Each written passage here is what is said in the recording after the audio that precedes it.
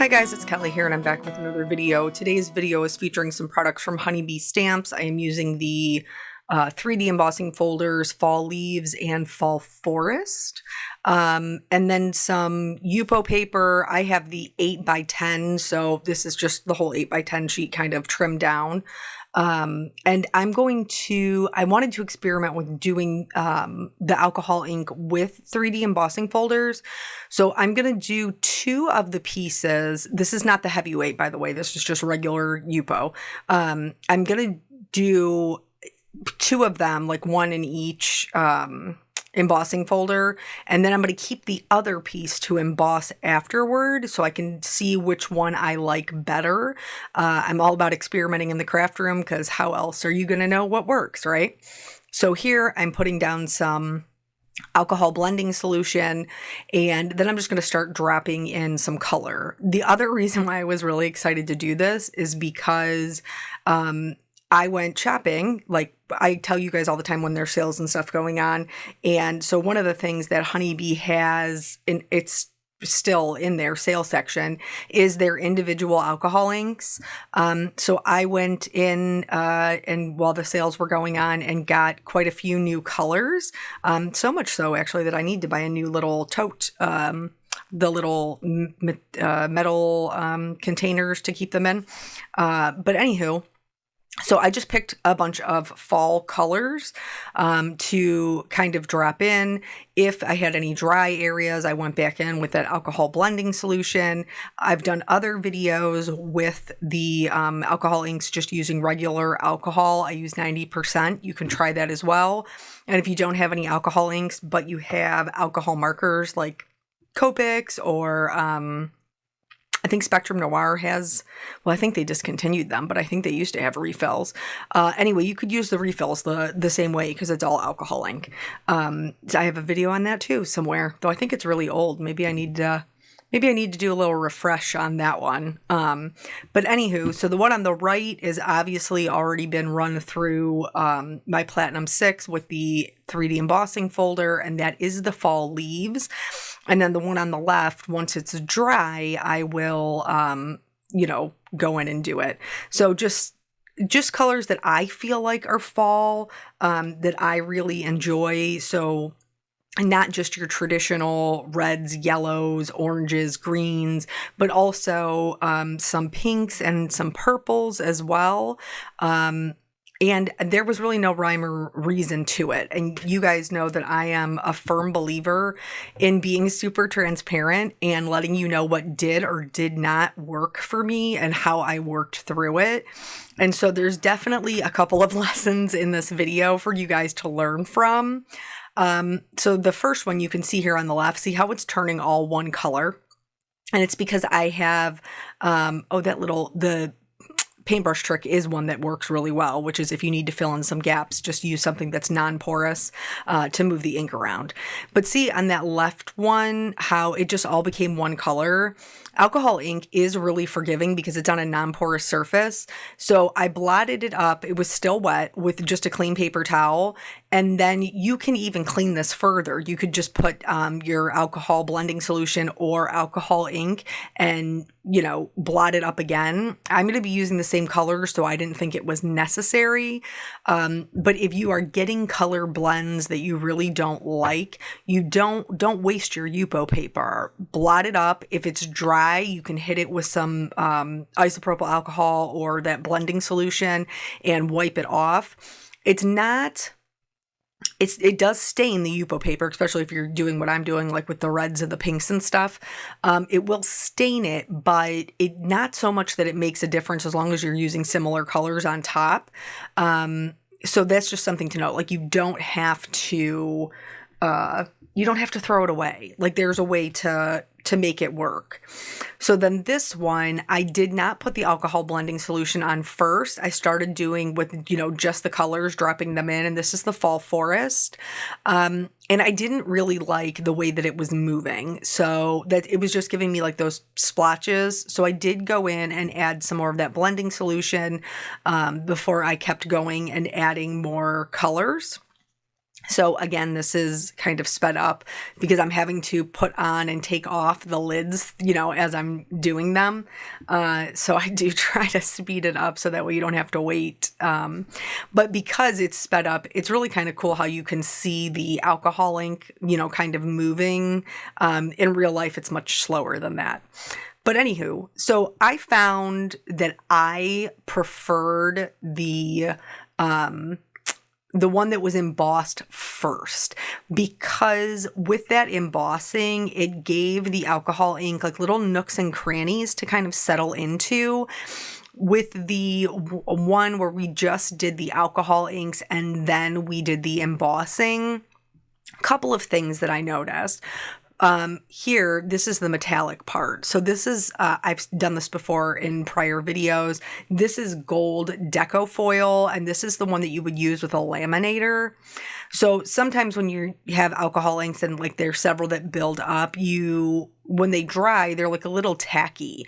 And so you can put the gold foil on there and it will stick to any of the areas that are tacky, which is really very pretty. But I do have another way you can add the foil so that you get more foil on there besides just the wet, but like sticky portions. But we'll get to that in just a second. Anyway, what I found was with the ones that we embossed afterward, it was like you could see the pattern of the inks more than you could see the pattern of the embossing. I hope that makes sense. So like the one we embossed first, the ink kind of settles into those crevices and it makes it much more obvious what the pattern was. Whereas the one with the inks first, you could really see the ink. The other thing about it that I didn't love is even when I thought everything was dry, it still transferred the ink to my embossing folder. It does clean right up with alcohol and just, you know, a damp rag. But I didn't really love that either. So here, in order to get the gold foil to have more on there, I'm using a brayer. I have a Speedball, and then this is the Tim Holtz one. And I'm picking up a little bit of the Honeybee precision glue on the brayer. And then I'm just going right over the top of it so that that glue kind of hits the high points. And then from there, I'll take that gold foil, press it right over top again, and just kind of rub it in. And then I can pick it up and it sticks to so much more of the raised areas. And with the precision glue, once it's dry, it's not tacky or anything like that. So I don't have to worry about it remaining sticky after I add the glue to it. So I did try to make sure that it was a thin layer. You could see I'm kind of rolling it several times over my glass mat because I just wanted it to be a very thin layer. I didn't want to pick up the glue on the foil. I wanted to deposit the foil on top of the glue. I hope that makes sense. And these are kinds of ones that it's like, it's a little hard in the photography to see just how cool the effect is. But you can definitely see it when I'm moving the piece and it's catching in the light, like how much gold foil is actually on there. And then this is the one for the fall leaves. So I'm going to run that through. And then here you can see, we're doing the same thing. The one on the right was embossed first. The one on the left was embossed second. And the one on the right, just to me, you can see that tree pattern so much more versus the one on the left where I can really see the pattern from the alcohol inks. And I'm not saying like they're both pretty, but they're pretty differently. And since I want the texture to be kind of like the number one thing that you are seeing, I like the one doing the embossing first. I did not try this on the heavy duty Yupo paper. This is just the regular, I think it's like 80. Oh, look. Don't mind the crinkling of the items. Yeah, it's 80. No. Heavyweight 86 pound. This one says 86 pounds, but I think the other one is even heavier than that, honestly. Yeah, this one's 144. So the heavyweight is 144. I did not do it on that one. I just did it on the regular Yupo, and it was enough to emboss it. just like a regular piece of paper. I didn't add anything else into my Platinum 6. So because these are like bold, bright colors, which you guys know that I love, I didn't really do anything else to them after I added the foil, but put sentiments on them. I chose to stick with the white because I really wanted the color to kind of be the focal point.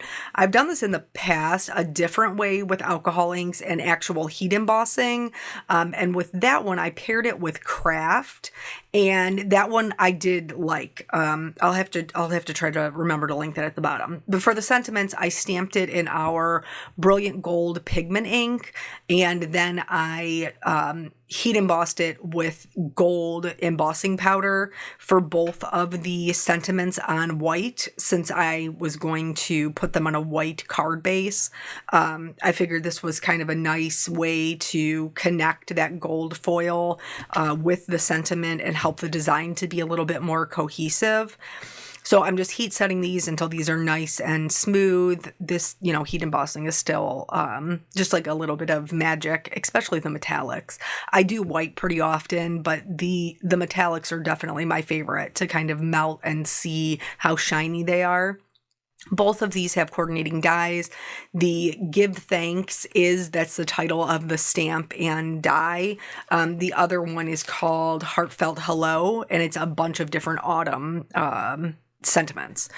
So for the Give Thanks, since I'm going to pair this with the large background that we have embossed and then foiled, I am going to stack this. So I cut actually the one that we heat embossed, but then I cut an additional 2 more to give it a little weight, so that way it will stand up off of the background. Not so much so that you would have a problem mailing it, but just enough so that it has a little bit of weight to it. So here we're coming up on the next lesson to be learned of things that you need to be aware of when working with this type of paper, which is it's a non-porous surface. And if you're using liquid adhesive on a non-porous surface, it's not that it won't work, it will. You just have to give it a lot more dry time. So here I'm going to put the sentiment on there, and then I am going to weigh it down. For this, I'm going to use just a couple of Misties that I have in my little rack. So I'm going to stack those up there. And then for this one, I had already trimmed down this panel smaller, like that's how we embossed it. So I cut a gold mat, a brushed gold mat, and I'm going to adhere that to the mat. So Yupo non-porous surface, foil paper, non-porous surface.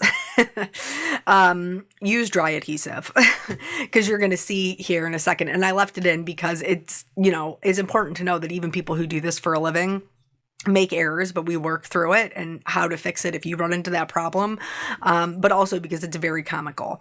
So I put the glue on there, and then I'm like, well, I'm going to pop this up on some foam tape. So I get my Scotch foam tape, and I'm putting that on the back of this, and I'm going to, do that all across the back. And then I was being lazy. Usually when I have such a large mat for my paper, I usually stand up so that I can look at it kind of straight down. And I did not want to stand up. I was being lazy, which I can admit to. And so I took off the other thing is also with foam tape, like I typically would add some liquid adhesive on the back of it. So that way it would give me a little bit of wiggle room. As you can see, I was being lazy again, and I did not do that here. And here's what happened. It stuck directly to it. And then my alcohol ink piece kind of just popped right off because it wasn't enough time for it to dry on my gold foil paper. And so I ended up having to scratch that piece of white cardstock. So here I am taking the time to now put liquid adhesive on the back of it. And I'm going to, so now I've learned lesson 1, the second lesson where I should be standing up. Here I'm trying to line it up while I'm still seated. And eventually I'm like, no, Kelly, you cannot get this straight. Girl, get up out your seat. Like, do what you know you're supposed to do. So I did. I stood up and then I was able to get it so that it was lined up even.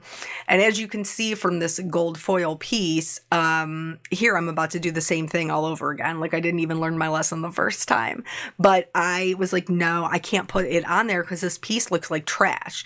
And it does, but it won't stay that way. So I have an adhesive eraser. This is just one of those things that's great, just like a sand eraser. It's a little bit of an investment that will indeed save you when it comes time to like fix a boo-boo.